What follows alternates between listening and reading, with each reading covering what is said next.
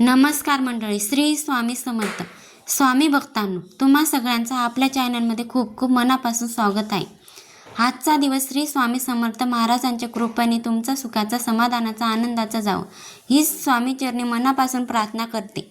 आणि चला आजचा अतिशय महत्त्वाचा, अनमोल आणि अनुभव देणारा व्हिडिओ सुरुवात करूया. स्वामी भक्तांनो, आजच्या ह्या व्हिडिओमध्ये आपण श्री स्वामी समर्थ महाराजांच्या तारक मंत्राविषयी अगदी सविस्तर खोलात जाऊन माहिती पाहणार आहोत. तारक मंत्र म्हणजे नेमकं काय, तो इतका प्रभावित आहे. आणि सर्वात महत्त्वाचं म्हणजे तारक मंत्राचं अनुष्ठान योग्य पद्धतीने कसं करायचं जेणेकरून त्वरित अनुभवी हे सगळं मी आज तुम्हाला सांगणार आहे.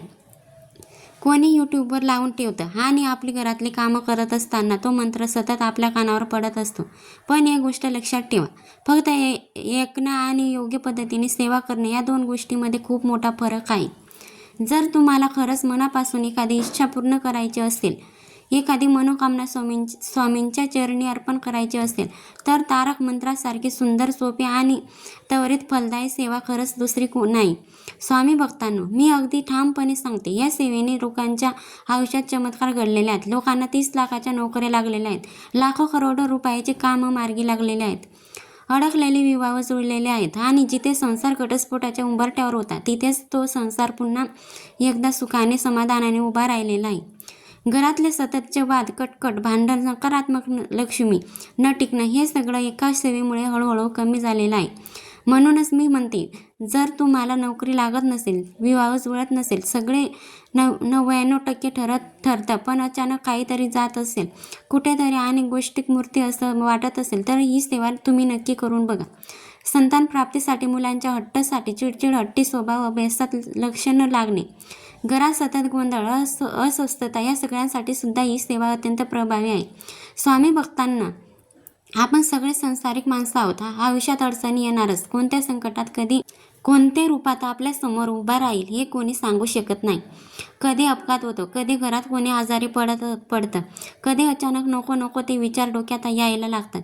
त्यावेळेला काय करावं, कुठे जावं, कसं बाहेर पडावं हेच कळत नाही.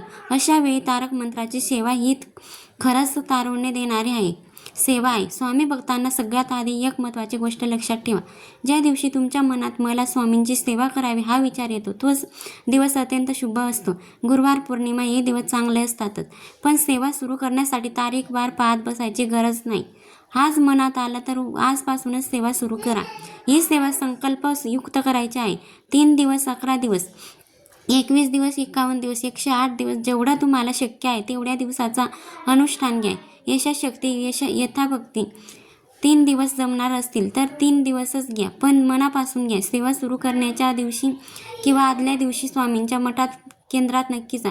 एक नारळ, खडी साखर, फूल घेऊन जा. महाराजांच्या समोर त्रिवार वंदन करा.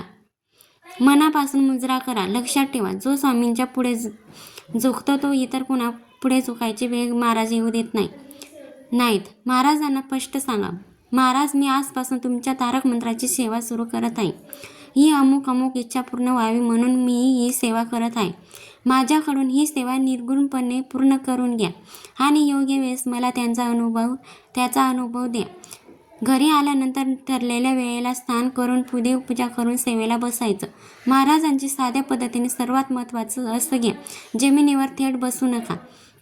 तुमचं नाव, गोत्र आणि किती दिवसाची सेवा करणार आहात हे स्पष्ट बोला. संकल्पाचं पाणी खाली सोडा आणि सेवेला सुरुवात करा. स्वामी सत्वन एक वेळ, तारक मंत्र 11 वेळा. तारक मंत्र मनातल्या मनात न्याय ऐकू येईल अशा आवाजात, भावनेने, श्रद्धेने म्हणा. निशंक होई रे मना, प्रचंड स्वामी बळ पाठीशी, नित्य आहे रे मना. अशाच मध्ये 1 ग्लास पाणी घे. तांब्याचा असेल तर उत्तम. पाण्यात हात बोट बुडवा आणि प्रत्येक वेळेस तारक मंत्र म्हणा. हे पाणी तीर्थवंत, ते वाया घालवायचं नाही. ज्याच्यासाठी सेवा केली आहे त्याने ते पाणी घ्यायचं. एकच वेळ ठेवा. मांसाहार पूर्ण टाळा. देवपूजा करूनच सेवा अर्धवट सोडू नका. शेवटच्या दिवशी महाराजांचा आवडता नैवेद्य, घरची पूजा किंवा मठात जाऊन दर्शन इतकं केलं तरी पुरेसं आहे. धन्यवाद. श्री स्वामी समर्थ. जय जय स्वामी समर्थ.